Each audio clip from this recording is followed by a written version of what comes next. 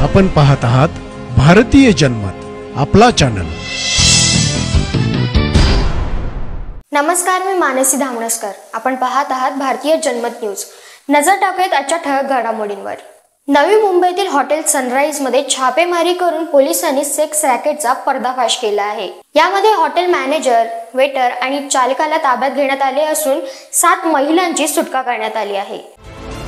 Sex racket चालवणाऱ्या नवी मुंबईतील hotel sunrise lodging restaurant and bar sector 1 Shirvane गाव नेरूळ येथे अनैतिक मानवी वाहतूक प्रतिबंधक कक्षाचे वरिष्ठ पोलीस निरीक्षक पृथ्वीराज घोरपडे यांनी छापेमारी करून हॉटेल चालकासह मॅनेजर आणि वेटर यांना पोलिसांनी ताब्यात घेतले आहे। तसेच 7 पीडित महिलांची सुटका करण्यात आली असून या 7ही महिला पश्चिम बंगाल, आसाम या राज्यासह काही महिला बांगलादेशातून असल्याचं पोलिसांनी सांगितलं आहे। शनिवारी रात्रीच्या सुमारास वरिष्ठ पोलीस निरीक्षक पृथ्वीराज घोरपडे यांच्या पथकाने छापेमारी करत या सेक्स रॅकेटचा पर्दाफाश केला आहे। पोलिसांनी दिलेल्या माहितीनुसार अनैतिक मानवी वाहतूक प्रतिबंधक कक्षाचे वरिष्ठ पोलीस निरीक्षक घोरपडे यांना गोपनीय बातमीदाराकडून माहिती मिळाली। Hotel sunrise lodging restaurant and bar येथे वैश्य व्यवसाय चालू असल्याची माहिती त्यांना मिळाली। पोलिसांनी त्वरित कारवाई करत हॉटेलमध्ये बोगस गिरायकामार्फत सापळा रचून सेक्स रॅकेटचा भांडाफोड केला आहे। या प्रकरणात पोलिसांनी हॉटेल मॅनेजर अवतार सिंग चारसिंग, मिस्त्री वेटर छोटू उर्फ किशोर कुमार श्री गणेश यादव तसेच लॉज चालक जय रमेश शर्मा या तिघांनाही ताब्यात घेतले आहे। मॅनेजर 3,500 रुपये घेऊन ग्राहकांना त्या बदल्यात मुली पुरवल्या जातात। या कामाच्या बदल्यात सेक्स वर्करला 500 ते 1000 रुपये दिले जातात अशी कबुली आरोपींनी दिली आहे।